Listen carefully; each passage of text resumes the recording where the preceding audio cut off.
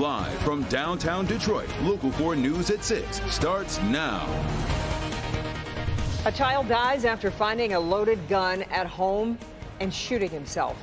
New information tonight into a tragedy that's becoming far too common. This story tops our news tonight at 6 o'clock. Thanks for being with us. I'm Kimberly Gill. And I'm Christy McDonald in for Devin Skillian tonight. We have learned the child's father is a veteran police officer in Dearborn. Sean Lay joins us now live. And Sean, you are getting reaction tonight from his police department. Let's talk about Dearborn police and what they can and cannot say tonight. This is not a Dearborn police case. This happened at a private residence, the family's home in Howe. The department is saying tonight they respect their officers' privacy while this horrible event is unfolding in their family and there's an investigation going on. The chief does not want to comment further tonight. It's unknown who was responsible for that gun in that home. In a tragic, gut-wrenching example that this can happen anywhere. Last week, a baby shot twice by a sibling who picked up a loaded handgun in Detroit. I'm told that baby is recovering. Then head out to Howe last night, the worst unfolding for a family here. Howe police confirming Sunday just after 6 in the evening.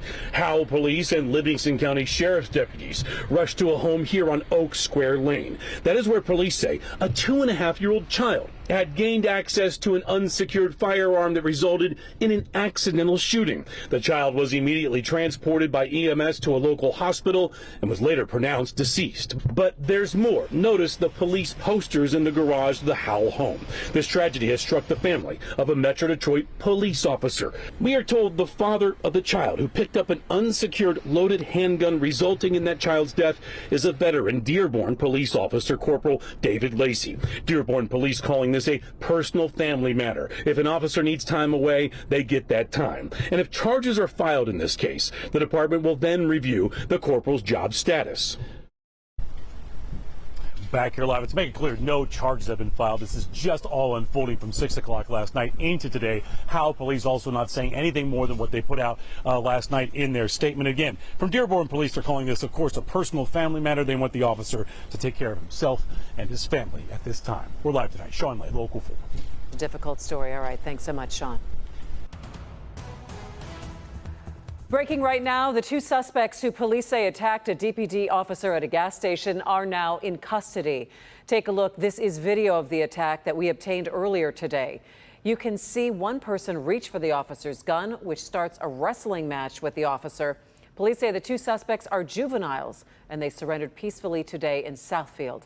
Chief White telling us that this brazen attack isn't going to change how policing is done in the city. It's unjustifiable, it's illogical, and these 2 young men made a horrible decision. We're going to continue to police these streets constitutionally. Anybody that violates the law, we've been very clear about. We're not going to apologize for locking folks up that are carrying guns and hurting folks, and our officers do an amazing job at doing that. And police say they have not found the weapon that one of the suspects was seen holding in the video. The motive for the attack is still unknown right now. The FBI is asking for your help in its investigation into this man. He's a well-known Oakland County gymnastics photographer who is now facing child porn charges. Investigators found disturbing images on his computer and hard drive at his Royal Oak home. Victor Williams is here now with how the FBI is looking for more information. Victor. Yeah, that's right, Kimberly. We know that days ago when we first brought you guys this story, the FBI, they had a lot to say about these allegations, but now they're doubling back because they want to make sure that all of their T's are crossed as well as their I's are dotted. The Federal Bureau of Investigations is now asking for the public to come forward if anyone has ever been victimized by the former gymnastics freelance photographer who primarily worked in Oakland County. After investigators found hundreds of pictures on several devices considered to be child porn, the FBI claims Yellen was downloading and sharing the files via a peer-to-peer file sharing program. Although he has denied producing child pornography himself, he allegedly admitted to having a folder titled BFK, which stands for Barefoot Kids. Inside, investigators say they found hundreds of photos of children's bare feet, believed to be taken on the gymnastics floor during events he worked as a photographer. The FBI has now created a whole website where people can tap in and give tips. The FBI is also trying to piece together if there were any other potential victims outside of the state of Michigan, as Yellen is said to have traveled nationally for work. And we have all of those links on our website, clickondetroit.com, that you can go to and fill out a questionnaire if you or anyone you know was a victim. Victor Williams, Local 4. Okay, Victor, thank you. The Detroit Fire Department signs an emergency contract to make sure there are enough ambulances available in case of emergencies. DFD is entering a contract with Universal Macomb Ambulance Service to add 11 private ambulances to the streets. When you combine that with the fire department ambulances, there will be a record 40 ambulances on the road this summer. What we're trying to do is just provide the most optimal service to our citizens. So, like I said, we looked at all our options, and this would definitely help with that. We're hoping in the near future that we'll be able to eliminate all the concerns in regards to a shortage of ambulances. The contract begins this week and runs through September to cover what are usually the busiest months of the year for 911 calls. A busy night expected at Grosse Pointe schools. In less than 30 minutes, the board there is set to discuss more than $4 million in budget cuts. Those cuts would effectively eliminate 15 teaching positions, stop Spanish instruction in 3rd and 4th grade, as well as cut 2 communication jobs. Angry and concerned parents have turned out in the past for these discussions. We'll let you know if there are any updates tonight on the news at 11. The state health department with a warning tonight after a deadly mosquito-borne virus is found for the first time this year. Mosquitoes in Saginaw County tested positive for the Jamestown Canyon virus. There have been no human cases this year, but one person did contract the virus in Michigan last year. It spread through mosquito bites. Signs include fever, headache, and fatigue, and it can progress to severe diseases. The best way to protect yourself is to wear insect repellent. Former President Donald Trump set to make a historic appearance in a federal courtroom in Miami in less than 24 hours from now. He faces a total of 37 counts in a federal indictment related to his handling of classified documents since leaving office. He is the first former president to face federal charges. Trump's appearance in Miami marks his second time since April facing a judge on criminal charges. Security preparations increasing in Miami today, ahead of former President Donald Trump's Tuesday appearance inside this federal courthouse. We hope that tomorrow will be peaceful. We encourage people to be peaceful in them demonstrating how they feel. And we're going to have the adequate forces necessary to ensure that. Trump will face a total of 37 criminal charges, the majority for alleged violations of the Espionage Act.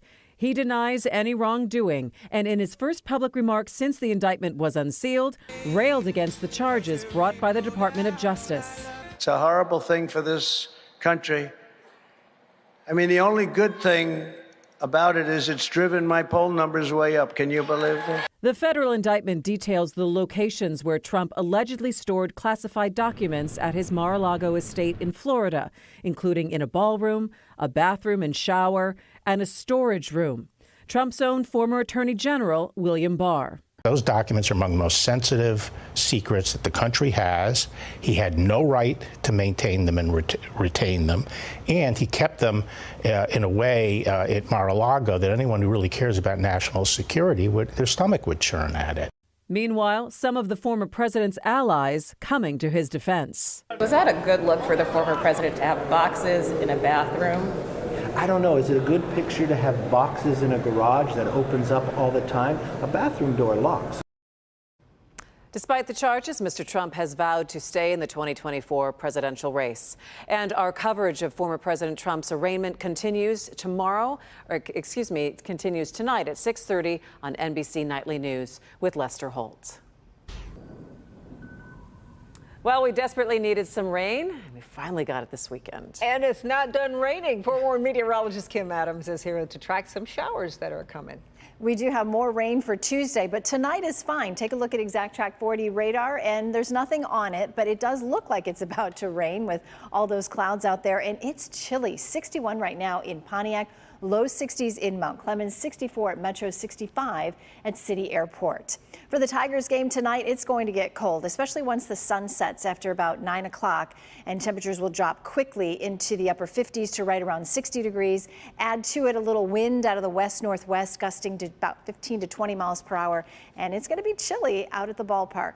Now tomorrow, when you drive to work, there will be some showers, 56 degrees by 10 a.m., still raining and 60. But then as we go through the afternoon, the rain will become a little more scattered, a bit more off and on, but the temperatures stay in the upper 60s. But that's the last day we'll be in the 60s for probably a long time. Mid 70s for Wednesday, finally getting closer to normal by the end of the week. And by Saturday, we're right back to where we should be for this time of year, in the upper 70s to right around 80 degrees. I'll time out the rain for tomorrow and also show you a chance for rain for Father's Day as well.